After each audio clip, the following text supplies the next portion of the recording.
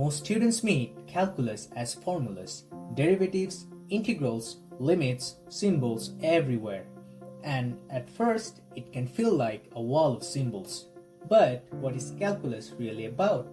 Underneath all of that, calculus is built on two simple ideas: change and accumulation.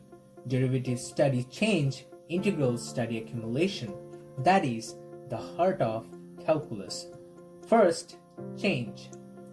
Imagine tracking the position of something moving. At first, it moves slowly, then faster. On the graph, the motion becomes a curve, and at each instant, the tangent line shows how fast the position is changing.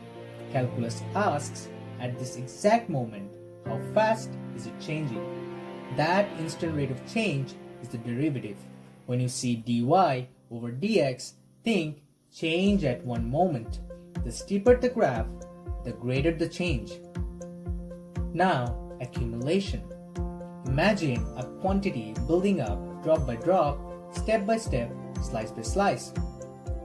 Each rectangle is a small contribution.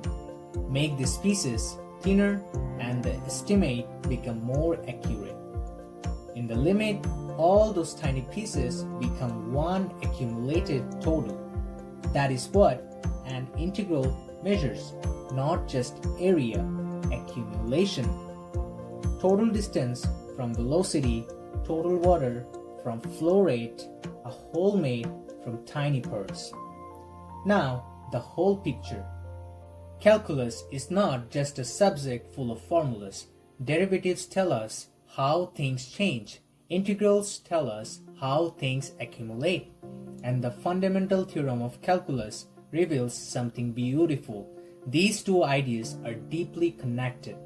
Calculus is the language of motion, growth, and change. This is the hidden dimension. See mathematics visually. If calculus finally felt visual, subscribe for the next hidden dimension of mathematics.